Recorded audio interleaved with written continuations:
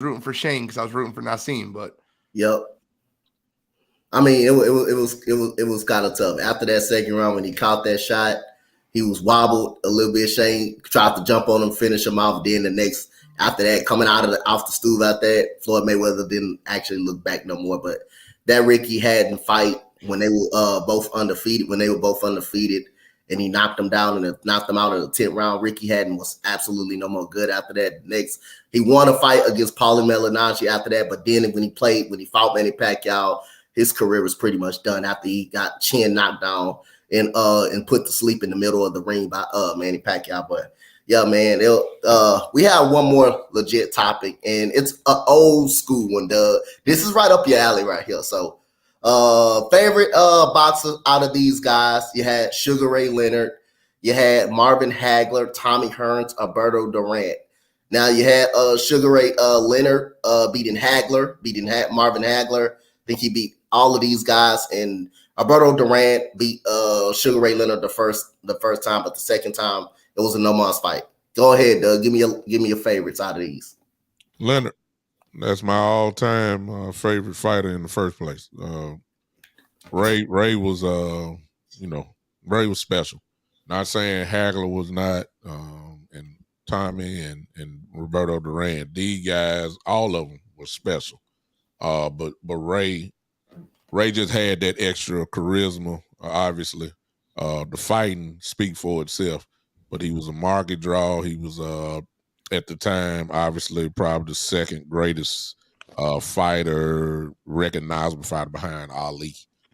Doing that to even Ali, even in the 80s, even though he was done, he still had that pull. Ray just took it to the next level. So I got to go with Ray. All right. Gene? I think that this is funny. No Mas is a quitter, so I can't pick him. Roberto Duran's a quitter. I think Tommy Hearns and Hagler, Marvelous Marvin Hagler, were tougher than Sugar Ray Leonard. But I think Sugar Ray Leonard is by far my favorite of these four because he just found ways to do it, right? I'm going to bring you back to a date real quick, and I'm sure Big Tom understands this date. This was June 20th, 1980. Sugar Ray Leonard lost his first fight to Roberto Duran in a unanimous decision. I want to read you the scorecard: 148 to 147, 145 to 144, and 146 to 144. That's a 15-round fights. It is an absolute war. These fighters, they fight Sugar Ray Leonard, and the next time they fight, Sugar Ray Leonard beats them, knocks them out, and they're never the same as they ever were. The guy lost the fight. Yeah. Came back, knocked him out the next fight. You know, you can go into the same thing with Tommy, Hitman Hearns. I actually think, you know, if we're really being honest with ourselves, I think Hagler beat him. I think Tommy Hearns beat him in the split decision. But then he knocks him out. Roberto Duran knocks him out. These guys are all bigger, stronger, better knockout artist than Ray Leonard. Ray Leonard was the better boxer. Mo? Out of the group, my favorite is Marvin Hagler. I got to see him become a champion, trial by fire. If anybody is a big fan of boxing and you go, but this is old school, Big Time could appreciate this probably. He learned to be great when he fought Vito Antuofermo. They had two wars back to back. And I'm talking about these dudes was head to head, nose to nose, and it was just a war. There was no separation, and they just brawled. The most physical fights I've ever seen, and I think that took Hagler to another level. After that, after those wars with Antuofermo, nobody was ready for him. You think about the big names that they set up to try to beat him. Remember John the Beast Magami, the guy with the big shot, the big power. Hagler wrecked him. I mean, he just wrecked people. If you went toe-to-toe with him, you were going to get wrecked. So I give Sugar Ray all the credit. He was smart enough not to go toe-to-toe. He danced, he outboxed him, and he beat him. But if you fought Marvin Hagler, you were going to lose. Yep. I got Sugar Ray Leonard. I like Sugar Ray Leonard. Sugar Ray Leonard, also he had problems with his eyes, and he came out and was stable to keep Marvin Hagler at bay. That's why I always like. I know Marvin Hagler was a knockout puncher, but that's why I like more boxers. Boxers seem to give knockout punchers more problems because the way he's been able to move, hit, and get up out of there. And the old thing with Floyd Mayweather do. Every time he's on the verge, Manny Pacquiao will try to come on a storm. You know what he'll do? He'll tie him up to frustrate him. I like that. I kind of like that game plan, but I like Sugar Ray Leonard. I like the Sugar Ray Leonard. I like that Hagler as well. I like the Tommy Hearns. The Marvin Hagler damn near knocked Tommy Hearns' head off. Not just knocked his head clean off his shoulders. He almost knocked the glycerin out his hair. He almost knocked the glycerin out his hair. But this is the last one before we get up out of here. Big time. Who will win that fight right there? Who will win that fight? The thing that I think that's going to be the difference of that for Crawford and Spence is something that a lot of people don't talk about. If you know boxing, one of the things that these guys do is have they do the weigh-in. Got to make the weight. As soon as they get off that scale, between the time they get off the scale and the time they get in the ring, they can go eat whatever they want to.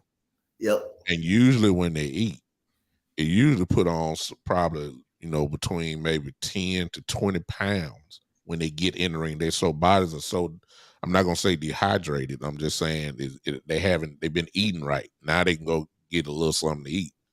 And because of that, because Crawford is coming up, I think Spence is going to add, he's already bigger as it is. He's bigger. He's way bigger than Crawford. Way bigger than Crawford. He's an incredible fighter. Both of them are. I think this really is, to me, a matter of a guy that's going to be way bigger, going to be able to control the ring, and going to pound Crawford. And I think Spence is going to take him out. Spence is not. That's not his walking around weight. 147. That's not that dude walking around. He's almost a middleweight when he get in. Yeah. Go ahead, Gene. I think Crawford wins the fight. I think he's too fast. I think he'll be too fast for him coming up. I think that you'll see the difference in weight classes when Crawford comes up to him. I look at this fight like I looked at Manny Pacquiao, Oscar De La Hoya. Everyone thought Oscar De La Hoya was going to be too big for Manny Pacquiao when Manny Pacquiao came up, and Manny Pacquiao just outboxed him. I think that Crawford outboxes him. I know that they're both veterans, but I think Crawford's got a little bit more wiliness in him, and I think he's quicker. So I'm going to go with Crawford. Got you. Mo? I think it comes down to Earl Spence's jab. If he can control the pace and control as Bud tries to come in, because Bud's going to come forward. Bud's coming forward. The key is how well Earl Spence can control him with movement and that jab. If Earl Spence's jab is sharp, he's going to win a decision. Can I make a comment? Or no, go ahead, Gene. Go ahead, get it on. Joe, no, after you're done, Joe Tranquina, I really want to comment on that list. All right, go ahead. I got you. Go ahead, get it on. Throw his comment up. I love Mike Tyson. Go ahead. I love saying this on TV. I love saying this on podcasts. I love saying this, and anybody that will listen. You love the most overrated fighter in the history of boxing. You want to talk about a guy that's not a top 10 heavyweight? He is the most overrated boxer ever. And if you don't believe me, name 3 guys he beat. Don't worry, I'll wait. He beat up you want to talk about a guy that beat up a bunch of truck drivers and beat up a bunch of Andrew Galatas 3 times. Like, Mike Tyson is the most overrated boxer ever. He beat a 50-year-old Larry Holmes up and a bunch of truck drivers. Like, stop it, right? Are we being really serious when we say he's the number 2 heavyweight of all time? People argue him or Ali. Like, I just question your acumen. If you want to argue Tyson over Ali, just don't tell me you don't like boxing. It doesn't make sense to me. And I love calling that out when I see it. I love it. I love it because I agree. All right, so I'm going to go with Errol Spence because I think people underestimate Errol Spence's boxing ability to box. I think he carried the Mikey Garcia fight. I think he actually carried the Mikey Garcia fight. He was on the verge of stopping him in the 11th round, but I think he actually carried the fight because he wanted to prove that he can box. The man almost came off a car crash and beat the hell out of Danny Garcia and just beat the holy crap about him. Danny Garcia, I don't remember the last time he ever got beat like that. I don't remember the last time he got beat like that before. I don't think nobody's ever beaten him like he did.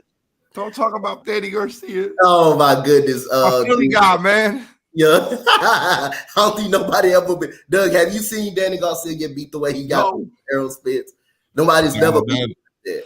No, he imposed his will in the only way, and he just keep coming forward. So, if you've seen Spence fight over the years, it's almost a carbon copy every time you see him. You're going to have to put something on him to keep him from coming forward. And I just don't think, every now and then, we just talked about Floyd and Sugar Ray Leonard, these guys who their whole career, they just kept moving up, up, up. Well, there were also a lot of world champions that tried to do the same thing, and they found out they're too small, and they paid the price. That's just me. Crawford is incredible. No, I love him. I love him. I just think Spence. I think Spence is going to be for real 160 some odd pounds when he get in that ring, compared to Crawford's probably 150 maybe, somewhere in that area. I think that's going to be a huge factor in the fight. That's just me. I both of them are great, but I think Spence gonna take them out. And Spence is a hell of a body puncher too. That dude is a hell of a body puncher. I think, like Mo said, if he pop him with that jab, keep him at bay, and go to the body and break Terrence Crawford down. And hey, Errol Spence is an all-around boxer. I know he's gonna come in good top-notch shape as well, but I think those body shots and how hard Errol Spence hits, once Crawford start feeling that and start backing up, I think Spence is going to win this fight by unanimous decision. I'm going to Spence winning this fight by unanimous decision. And Spence is actually 100. I think he can fight. He's that big of a boxer. He can fight anywhere from 160 pounds or 167 pounds. That dude walking around weight is at least at 160, as 167 at least. He's that big a guy. That dude's that big. So shout out to everybody that came through the morning show this morning. We had a great morning show. This was a hell of a morning show, man. It was fun talking boxing with Gene, big time, Mo, talking basketball, man. This is probably the funnest show that I had, bro. Man. So other than that, man, Doug, tell the people they can follow you at, man. Well, I got a lot of the family here right now, and usually when I come on, they usually know what I'm talking about, but it just shows my incredible versatility. Not to be braggadocious or anything.